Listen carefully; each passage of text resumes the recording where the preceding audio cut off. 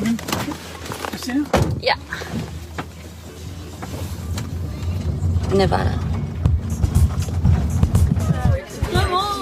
So this part goes inside of your vagina and this part goes on top of the clit. Cock and character. Okay, but when did you meet? I like monogamy, but only in New York, also in LA. That's your game, girl. Berlin! What? But Bitch. an ethical hoe. What does it mean? Crazy. Losing and finding it all the time. I don't know. I mean, fuck this guy, really. Ooh, hottie.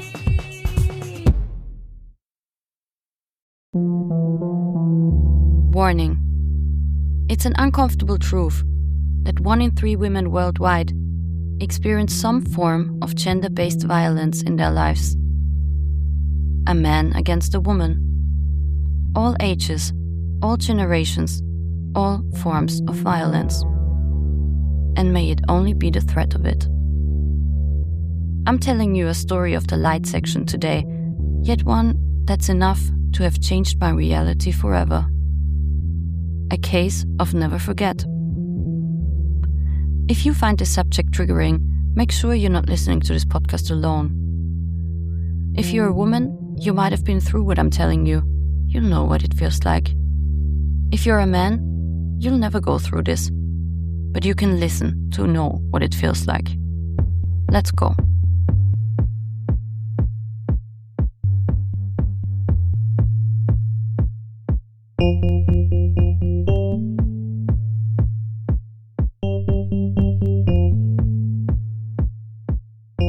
So I don't know if this happens to you, but some dating stories stay with me long after they ended.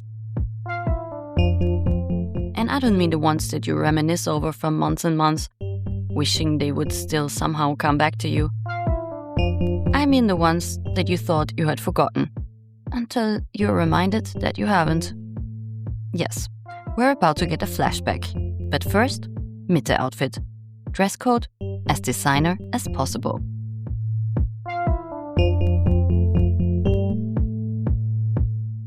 I was on my way to Rosenthaler Platz, a place in Berlin's central district Mitte. This place, having stood in ruins for a long time after World War II, has nowadays sparked up to be Berlin's high fashion quarter. I don't mean Versace all the way, Berlin is not Dubai. But every time I get off in Mitte, I can't help but thinking that everyone who got in at Neukölln must have had their outfit ironed and dry cleaned on the way. Dirty trainers? No go. Dirty morals? Well, no rules about that yet.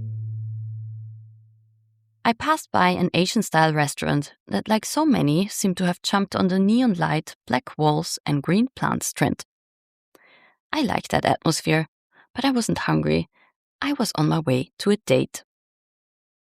A glass of red wine with Daniel. We had been talking about it forever.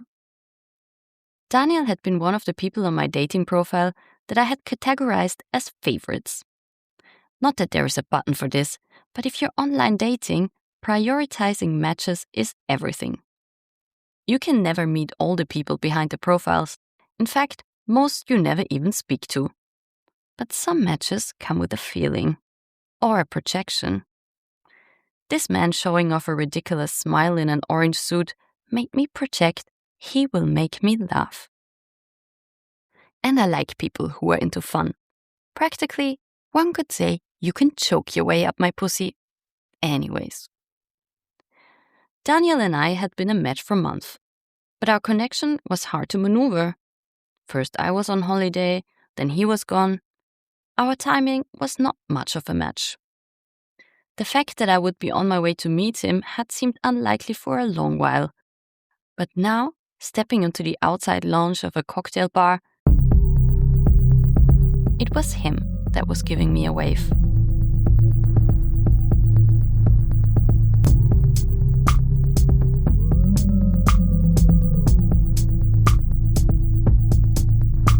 Hey, finally. Hey, you.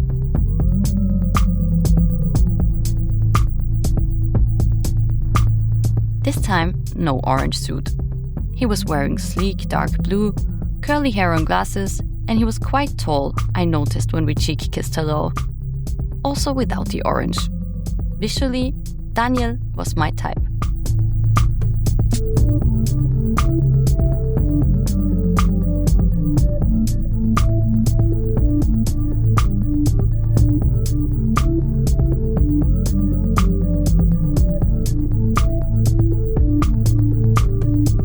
"Wow, you talk so Austrian," he said after I had informed him that the chair I was now sitting down on was tilting backwards with the floor. Mitte might be fancy, but it's not always that functional. So no opposites, sides.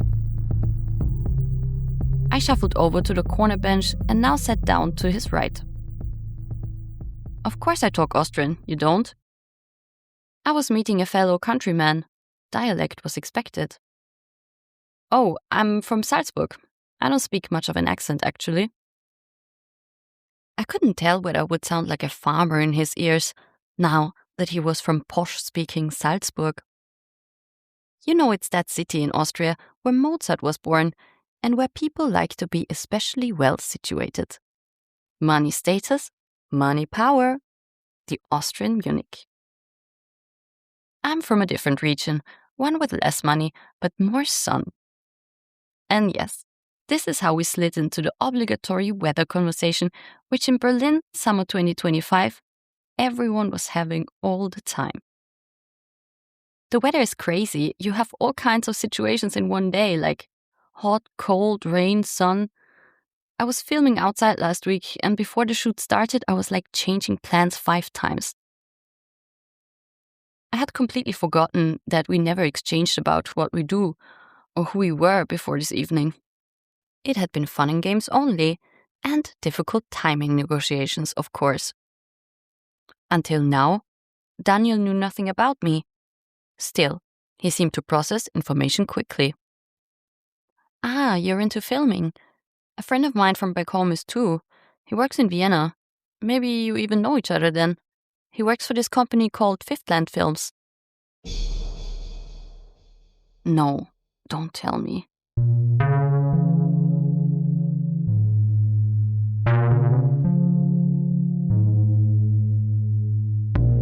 The second he dropped the name of the production company, a million connections started to fire in my brain.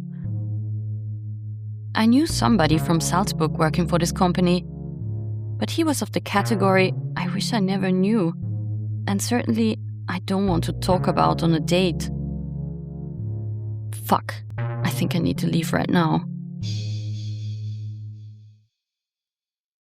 "Hi, what can I get you?" The waiter, a man in an all-black outfit with a silver chain hanging over his collar, state-of-the-art toned-down Mitte style, was now addressing us. Daniel didn't react. He already had a spritz on the table. The question was directed at me. I was pausing, pictures of the past flashing in front of my eyes. It must have seemed like somebody had just asked me what the theory of relativity summed up in a sentence would be, and I was suspending an uninformed answer. By the way, if you ever get asked that question, the answer is time, space, and motion are not absolute, but can change depending on the observer's speed and gravity. Yes, thanks, ChatGPT. That's all I need you for. As for my own theory of relativity, from the outside, I might have looked like I was calmly deciding what to order. But inside, my brain was moving at a completely different speed, jumping from "leave now" to "order something."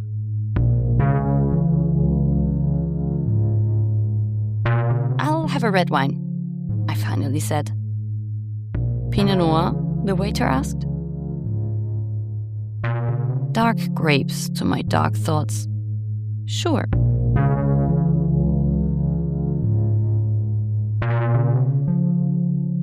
The man with the silver chain nodded, turned around, and left our table swiftly. For a second, I was considering just to do the same, but what about the wine? I was stuck in some kind of pause mode.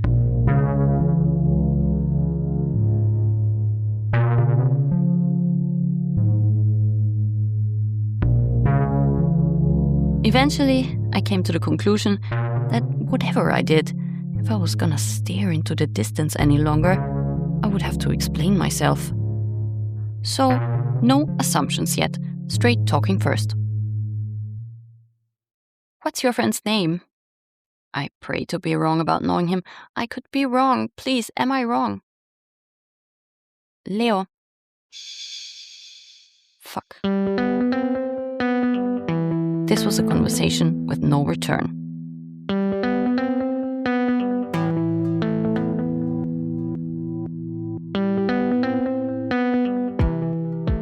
Do you know him?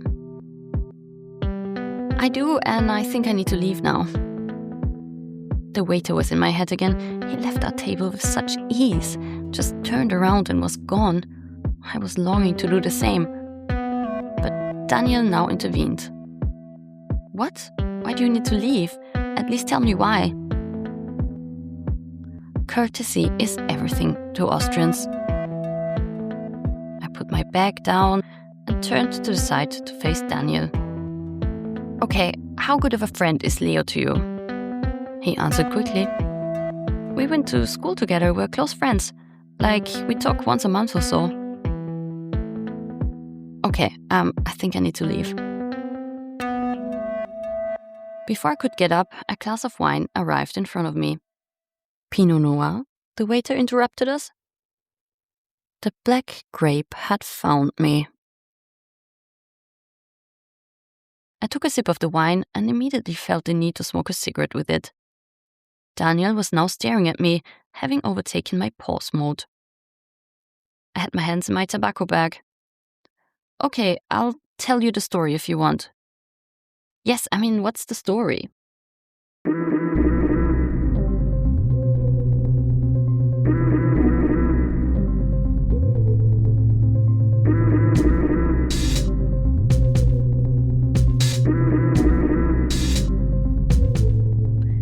Friday night, Vienna 2022.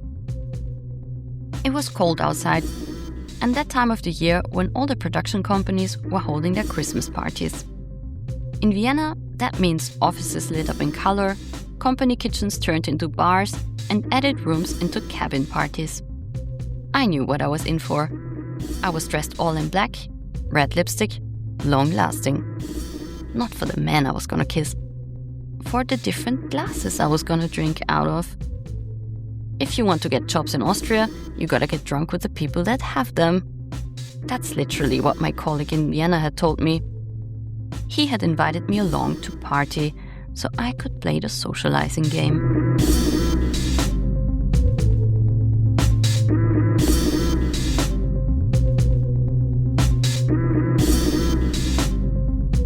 From the icy outside, I now stepped into a nicely heated Altbau flat that looked to me as if Freud had resided here in the 1920s. Tall wooden doors. The floor beneath me was creaking when I walked up to the mountain of jackets piling up on chairs in the front room. The party was well filled, one could see and hear. I took off my coat, threw it on top, and stepped on further until I reached what I expected to be the kitchen. Weißer Spritzer? Not the kind of question you want to be asked if you had hoped for Cremant. But sure. Oh, hi, Tom. A cameraman that I had once worked with stood in a group of people leaning onto the kitchen aisle. Student party feel, acquaintances included. And God bless the sad stories. We were joking and laughing quickly. Suddenly, someone in the narrow kitchen pushed past me. I looked over and met gaze with intense brown eyes.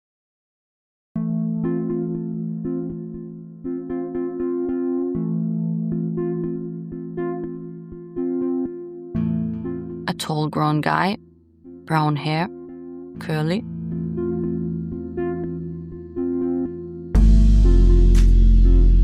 It was one of those looks that you don't only see, you feel. His eyes were pinning me like a predator watching his prey. I immediately knew he had put me on his wanted list.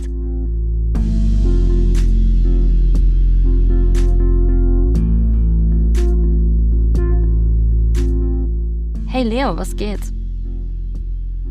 He shuffled over, put his hand on the cameraman's shoulder, and now turned to face me. Hi, I'm Leo. Hi, Christina. So it's your party. I had just found out that I actually hadn't come to a Christmas party as expected. It was Leo's, who I didn't have a face to at the time, leaving party. Now his face was right in front of me, his eyes lingering on me until he swept his gaze over to the side. Yes, we're all celebrating that I'm leaving. He smiled into the little circle that had formed around him. The rest of the men that I was standing in this kitchen with, yes, TV in Vienna is still very male-dominated, took his words as an invitation to joke about how bad of a boss he had been all these years. Producers often only get the shit in the end, but also the money and the coke.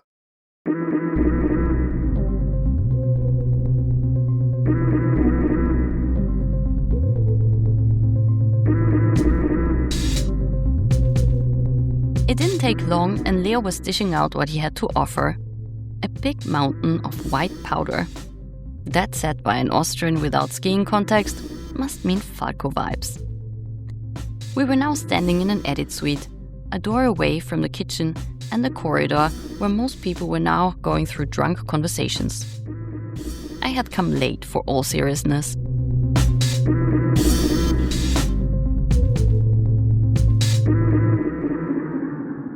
Do you want? The cameraman handed me a plate with the obligatory €50 note on it.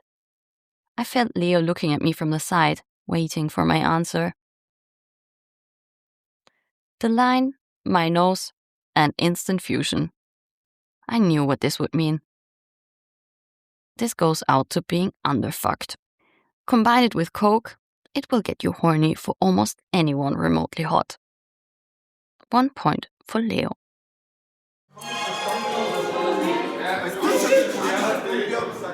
When we came out of the edit suite, I finally bumped into my colleague, who seemed to have completely forgotten about me. His shirt was hanging out of his jeans on one side. Such a paradox, I thought. One decides to wear a neat shirt and then half styles it as a Gen Z. He was a little more drunk than I had anticipated. Christina, I'm gonna leave now. Have fun and don't do anything I wouldn't do, so do everything. He laughed. Then, with a drunk gesture, he pulled me over. He smelled like a bottle of wine close up. Do everything. Just don't get with Leo. I sent a devilish smile back at him once he let go of my shoulder. He knew I was a bad girl, and he was late with his advice.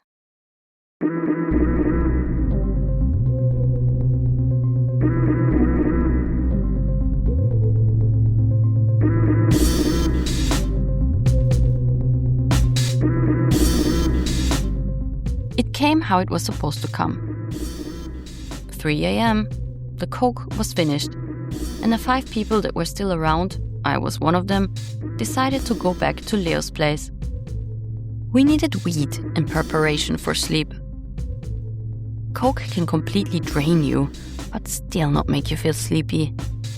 Luckily, weed helps with this imbalance.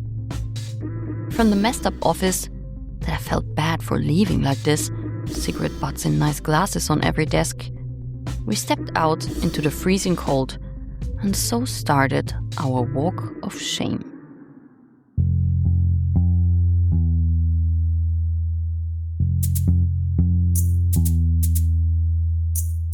Are you familiar with that feeling? Like you return to public space after a party, a date, any kind of break from orderly life, and immediately feel ashamed for not living as responsibly as everyone else. Everyone else who is now sleeping, getting an early night and a run in the morning. And look at you.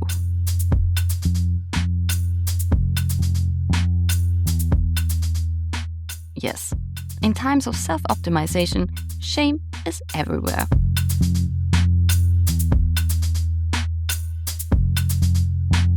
And in Vienna, it sets in earlier than in Berlin. While in Berlin, people would still be on their way to the party around 3, so you could still feel responsible for going home early. In Vienna, past 3, you exclusively meet drunk leftovers. We stood in the tram, surrounded by squeezed-out lemons resting on red chairs. "Oh, that's it," the cameraman said when he dropped into a padded armchair that was part of a grey sofa assembly in Leo's living room. Art was hanging on the walls. Right over the sofa, there was a painting of a female figure leaning on the wall. I didn't like the vibes it gave me. The painting wasn't showing an explicit face. It was more a diluted pose, a loose situation it depicted. Like being looked down upon with your back on the wall. I was sat on the carpet, zoned out while Leo and the others were again talking work stories. Zoning in or zoning out. Read gives you both options.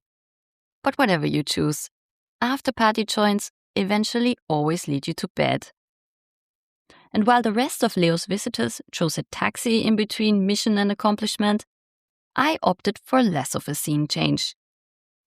I was invited to stay. Only my clothes needed to go too.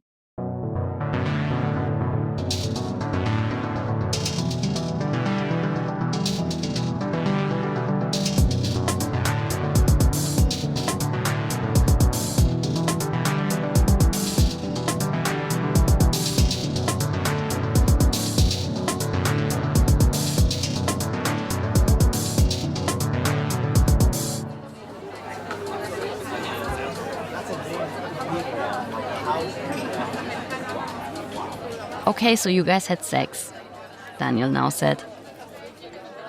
Berlin, 9:30 p.m. It was slowly getting dark in Mitte. The terrace around us had filled with people that were clinking glasses to celebrate life. Summer in Berlin.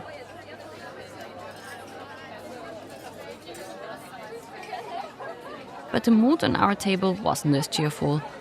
Daniel seemed confused, uneasy, probably still bracing himself for the worst, whatever that would be. He now took another sip of his drink, loosening his posture, leaning back to address me. "I mean, people have sex. That's how it is." "Yeah, we had sex. We were seeing each other for a few months. But that's not what it's about." Daniel, while lighting a cigarette, quickly looked back at me. I could feel I had all his attention again. "Yours too?"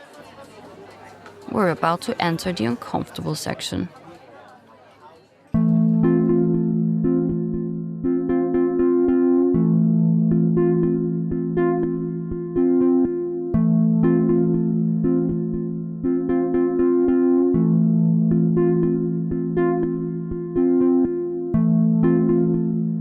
Switch forward a few months. April 23. "Just don't get with Leo," as my colleague had said. I knew why he said it by then.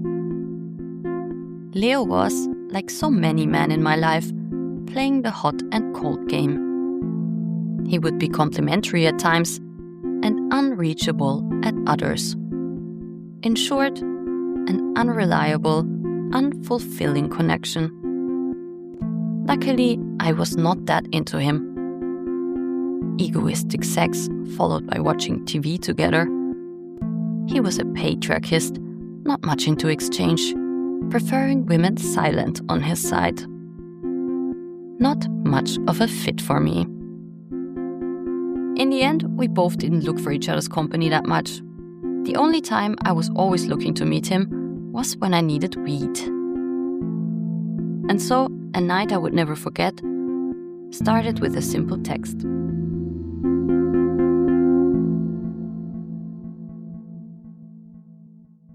"Can I maybe come by and get some broccoli smiley off you?" It was Sunday evening. I had been a good girl for so long, looking after myself, doing wholesome stuff. I couldn't help but lashing out at my self-built routine a bit. Building the castle, smashing the castle, as my sister likes to call it. Maybe something ingrained in us women, through our hormonal cycle. It's contrast that makes you feel high.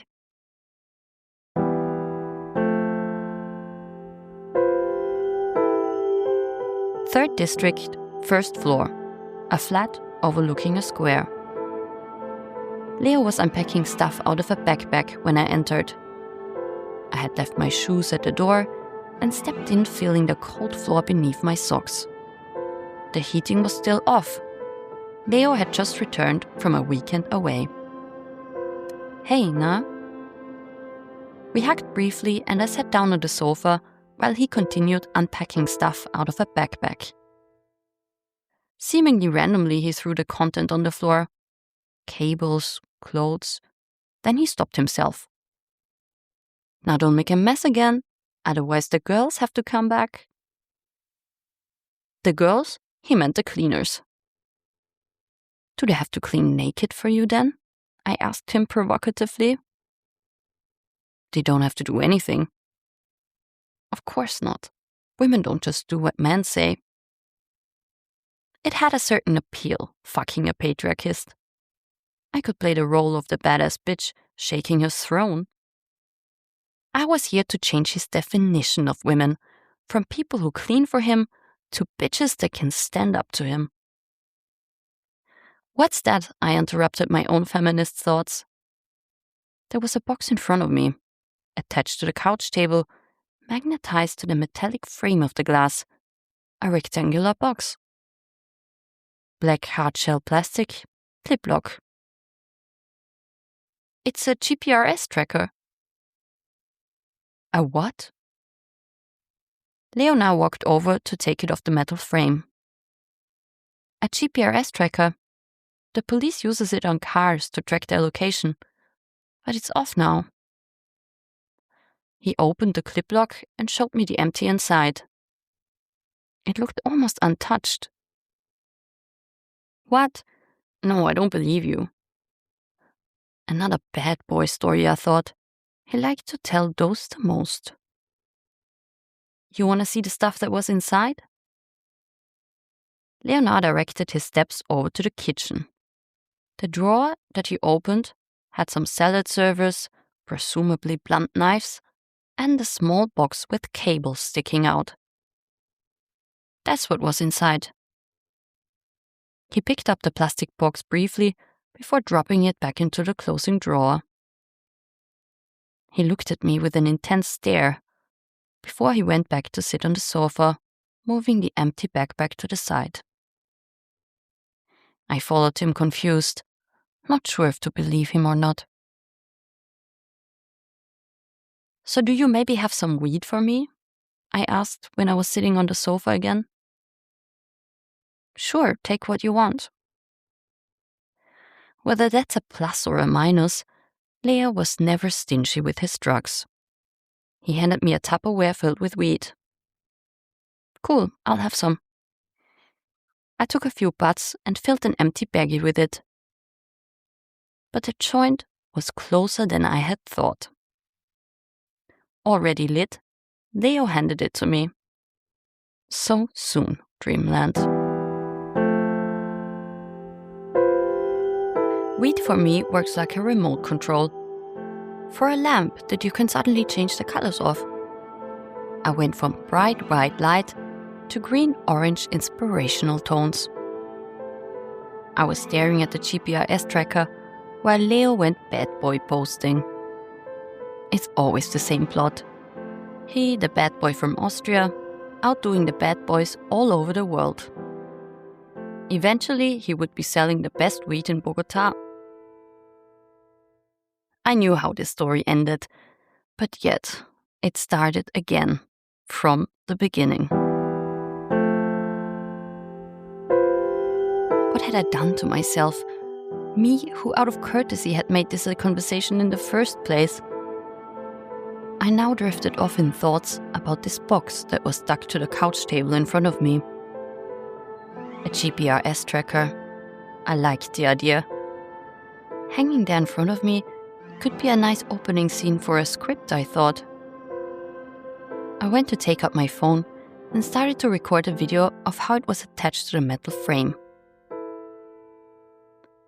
Leo, meanwhile, was laying out his story. He was just getting into how being a drug dealer was completely the opposite of what his family had envisioned for him. He was from a rich Salzburg family with ties into powerful circles. Blah, blah, blah. Then suddenly, silence. Before the storm.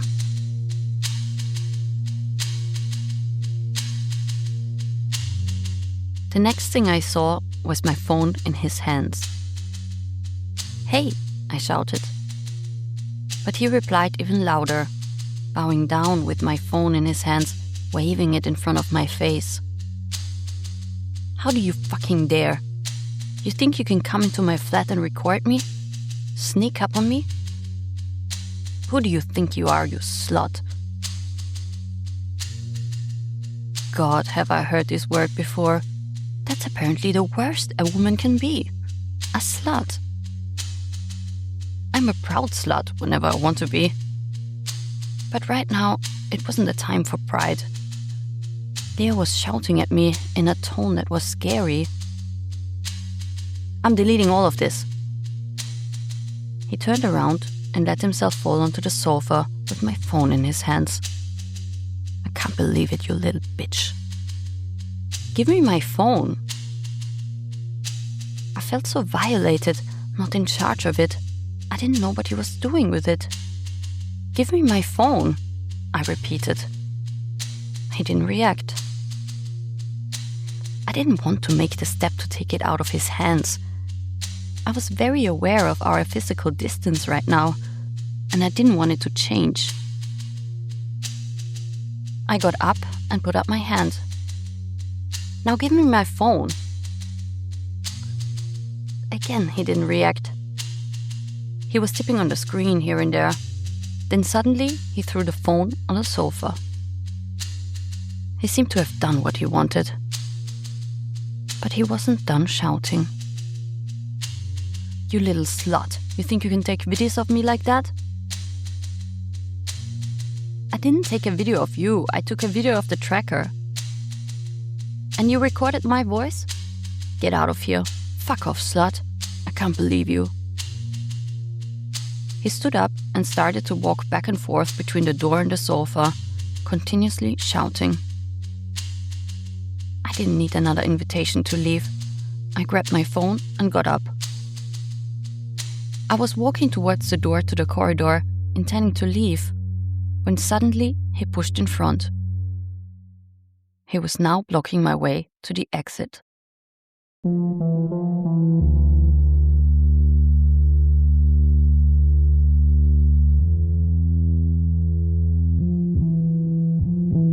He was standing right in front of me, now leaning forward with his face coming closer to mine. He was flexing his arms on the side, still shouting. "Sneaky bitch, who do you think you are, huh?" When I looked up to face him, I saw his eyes filled with rage. They looked darker than usual. Almost all of the white seemed hidden behind his crunched face. Only his pupils left to see.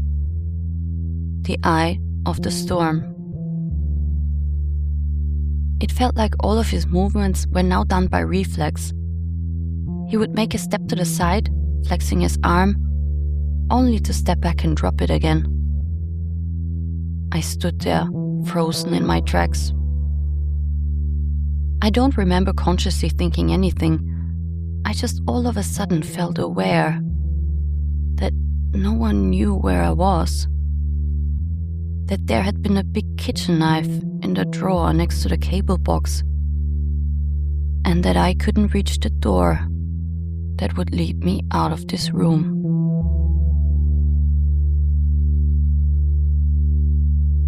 It was in this moment that I felt something switching inside of me. Suddenly, I felt like I was looking at myself from afar, not in charge of my movements. None of the actions I took afterwards felt conscious to me. My body was out of my control, left to his mercy.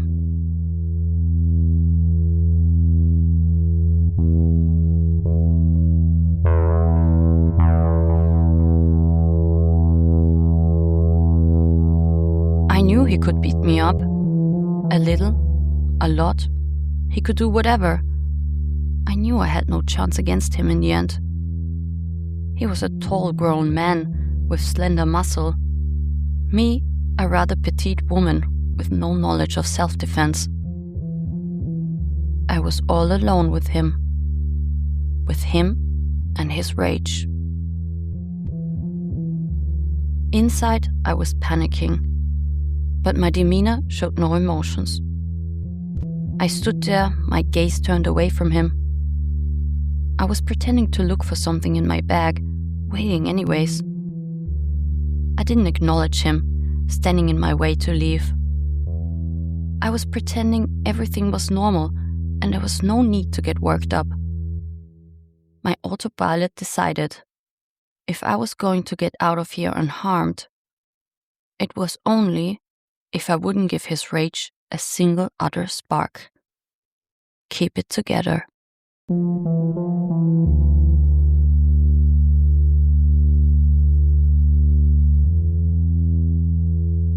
Every moment now felt like forever. I said nothing, moved little, while he was shouting, dancing around in anger from left to right. This once he made a bigger step and turned around while swinging his arm up to his head. He was half out of my way. I don't know what it was that let me slip past him, taking the chance to leave, knowing this could mean more trouble. I now entered the dark corridor. A loud noise behind me. Leo had turned on the light switch with a heavy gesture and now pushed past me in the small walkway. He stopped in front of the outside door. I didn't hear the words that came out of his mouth anymore. I was concentrating on doing everything as if nothing had happened. Function. I bowed down to put on my shoes, when suddenly, while acting out an angry gesture, he hit the handle of the door that now slid open. My left boot was still undone, but my whole body was screaming, "Get out of this apartment now." At once, I pulled myself up and took the step over the ledge. I was out.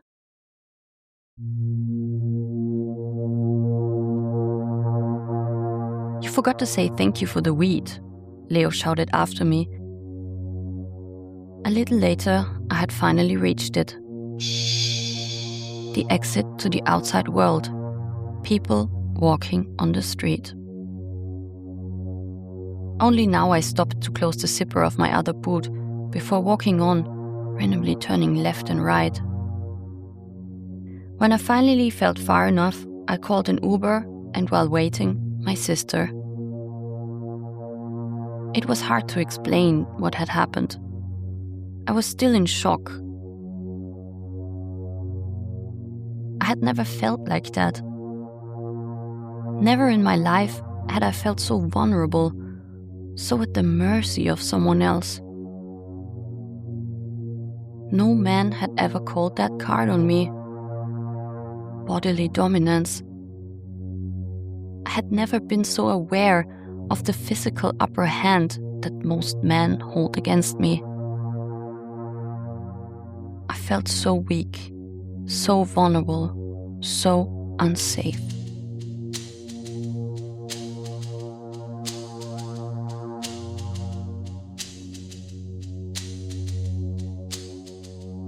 That night, I couldn't sleep. I repeatedly got up to check whether my door was locked.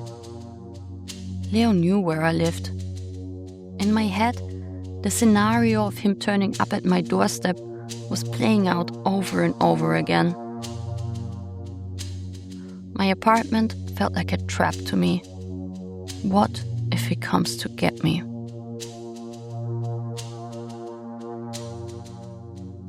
When I woke up the next day, it was already 10. I stepped out of the bedroom cautiously, checking whether I was alone. I directed my steps towards the living room. Everything looked normal. I sat down on the sofa and looked towards the window.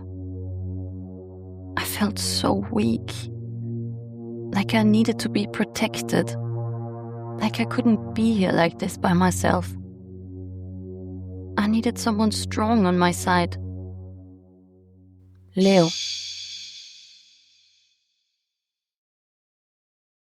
The man who had made me feel weak, did he seem strong? He had so much power over me. I reached for my phone. He had texted me. Sorry that I was so mean. A text away. All of a sudden, Rihanna came to my head. It was as if I had suddenly become her background dancer. A burning house behind us. Eminem to our left. Just gonna stand there and watch me burn. But that's alright, because I like the way it hurts. Don't we all remember that song?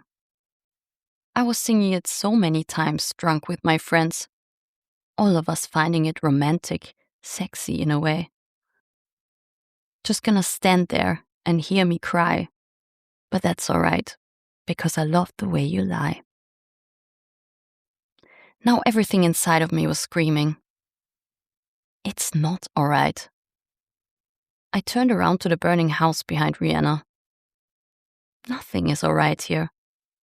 There is nothing romantic about being hurt. And there should never be. Fuck you, Eminem.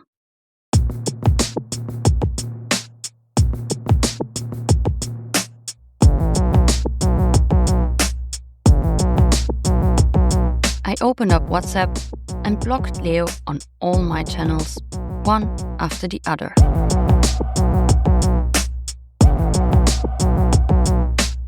Right after, I called the Women's Helpline. Can you come at 4? A woman now asked me. I was still on my sofa, in my pajamas, on the phone. Frauen beraten Frauen.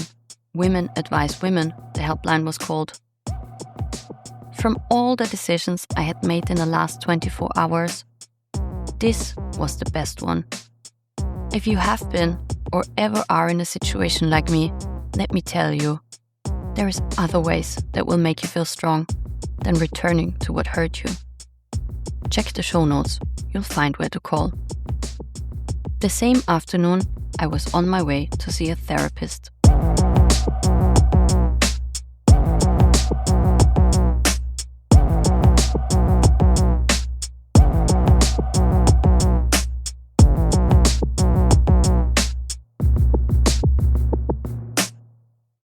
The underground in Vienna is rarely a scary place. Mostly it's clean, well lit and structured.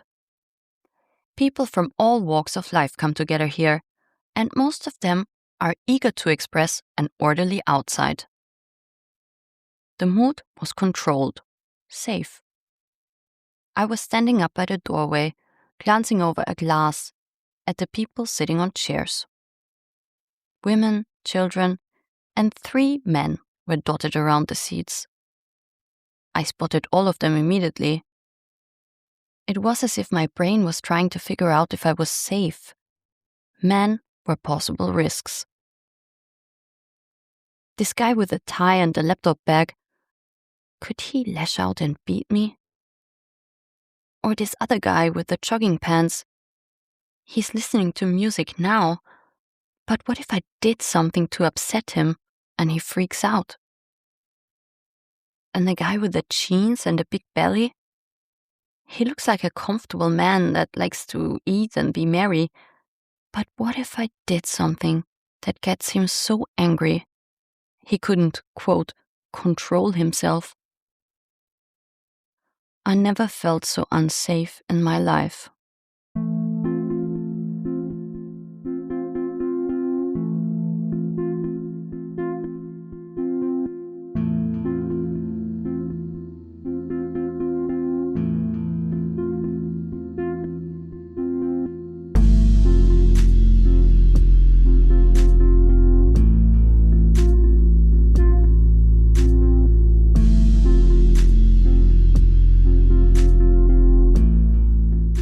That's understandable, the therapist now said.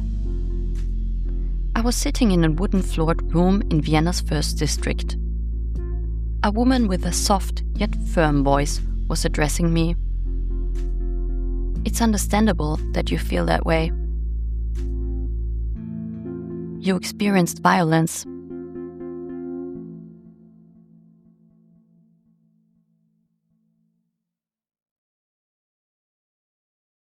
But he didn't beat you in the end, Daniel now noted. He had said the same as me when I was sitting in the room with the therapist. Now I repeated her answer to Daniel. He didn't beat me, but he broke my will by threatening me. That is violence. I wasn't in his flat of free will as soon as he started shouting at me. I wanted to leave. I was scared. It wasn't by choice that I watched him getting more and more angry with every word. He might have not known what effect he had on me. He might have not known that seeing his body twitching was making me scared for my well-being. But sorry, no excuses here. He should have known. And one thing Leo knew for sure was that he was forcing me to stay, leaving me no way out. He was having me stand with my back to the wall while he looked down on me, like the picture of the female figure he had hanging over his sofa. It was that moment. He held power over me, power that he had gained through his body. In a fight stronger than mine.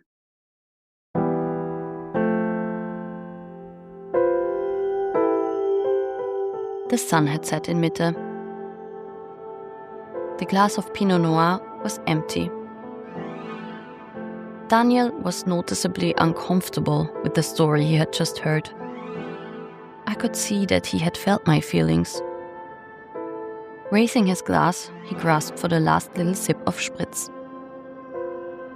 I'm sorry this happened to you. I didn't know Leo is like that. Well, I didn't know he would be like that.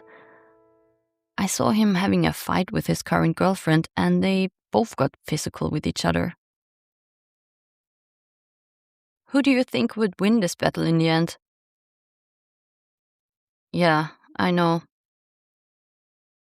It was like a defeated, yeah, no, to everything. Like, yeah, I know why you wanted to leave in the beginning.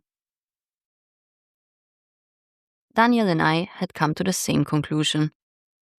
Not that it was pointless to tell him the story. The story made our date pointless. Instead of romance, we had found bitterness.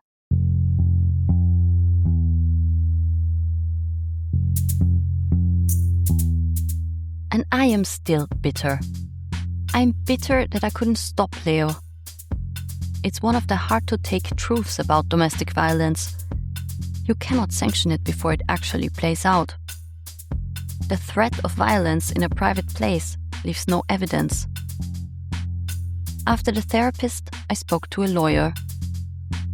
No evidence, no traces. No one saw it, no one sees it now. She said the police would most likely not even open a file. Legally, there was not much to be done. I understood that quickly. But still, today I keep thinking, is there really nothing that can be done in a case like this? Yes, I agree. An accusation without evidence nor trial shouldn't have someone convicted. There's huge danger of misuse. But what if it wasn't about convicting someone? What if it was about education, prevention? What if in my case I could have signed Leo up to a mandatory course on how to handle violent behavior? What if all the other women could do the same? Even if a man gets accused unjustly, there is no harm in looking into methods to handle anger. But yes, unfortunately, there's also no guarantee it will heal a feeling of powerlessness or any other emotions that lead men to raise their hand against women. Yet, it would create more awareness than if we leave men in their belief they were a little mean or not that nice the day that they got violent. All men should know how not to be violent towards their partners. And a lot do. So what if they get put in a course unjustly? Well, can this be a price we're willing to pay in order to spare some women bodily threat?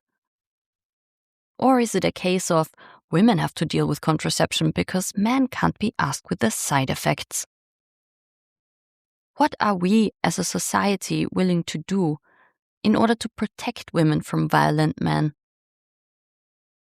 Leo's current girlfriend is feeling the effects of the Austrian answer.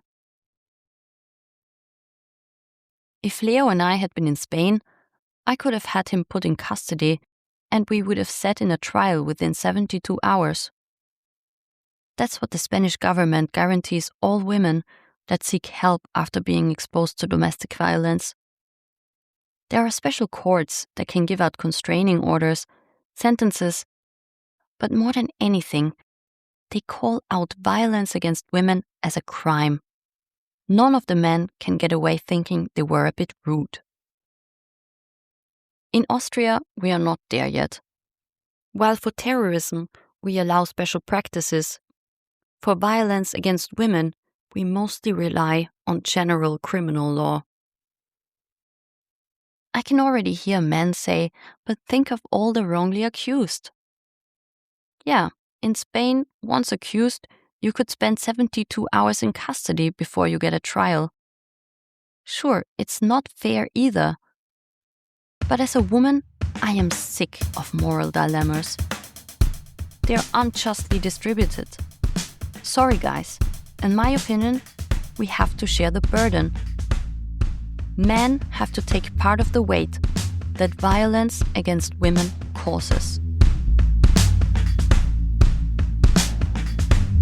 More than anything, we have to take steps to prevent it. Because being exposed to violence by a man, it's a case of never forget. It means a change of reality for a woman. I used to always feel safe with men, ready to stand a fight with them, feeling verbally fit to be their equal. It never mattered that physically I wasn't. Ever since I met Leo, every man I spend time with sparks the question, will he be violent towards me? Heated discussions have suddenly had me scared. I've stopped arguing, just not to make someone angry. I've had my head go off on me trying to build a system that would help me to figure out who can I trust. You can never really know when you first meet, the therapist said to me. But in the cases that women tell us about, physical violence is not the first to show up. It's usually heralded by psychological violence, devaluations, accusations, blame shifting. Could I have known that Leo was dangerous to me? Now I think I could have.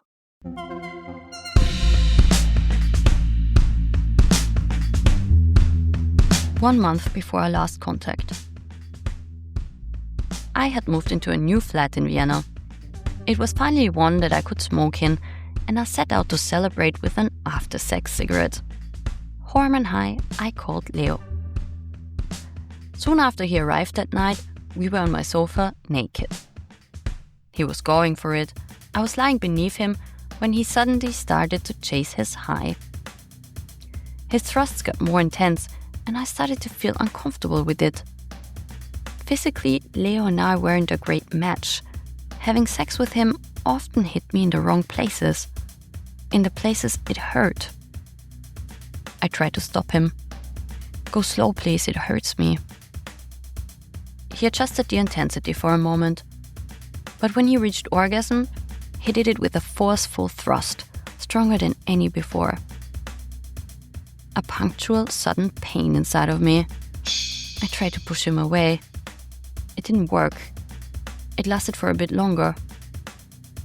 Finally, I managed to push him off me and went to the bathroom.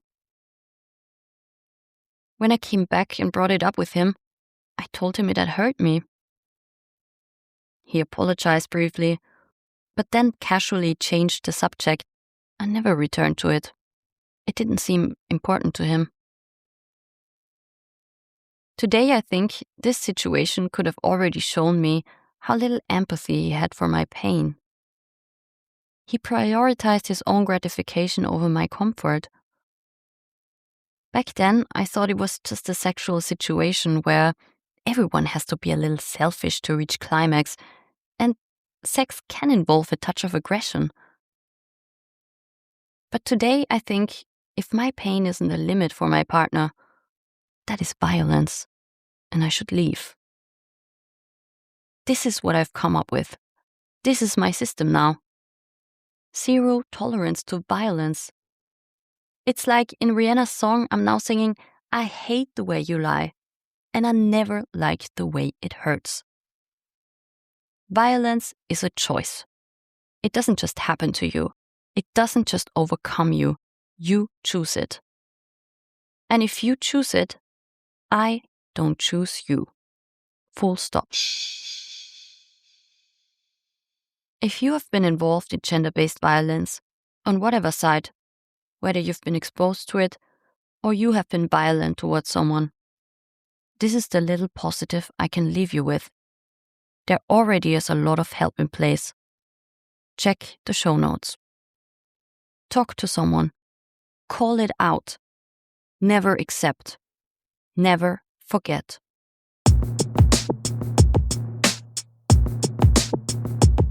Ladies, I think it's time to switch roles.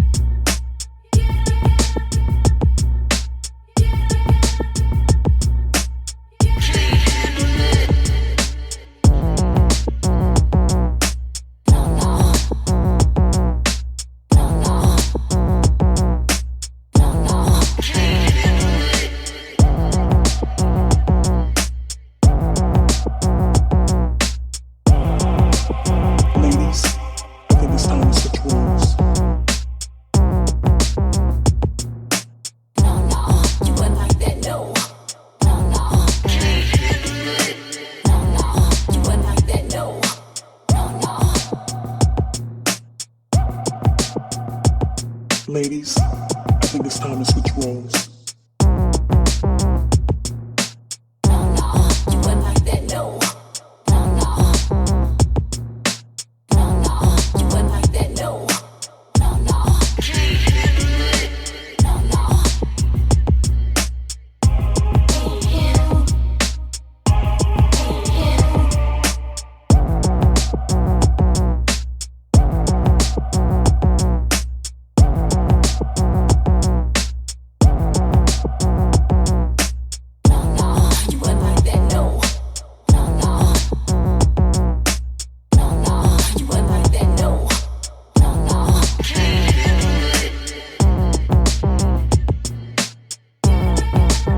Ladies,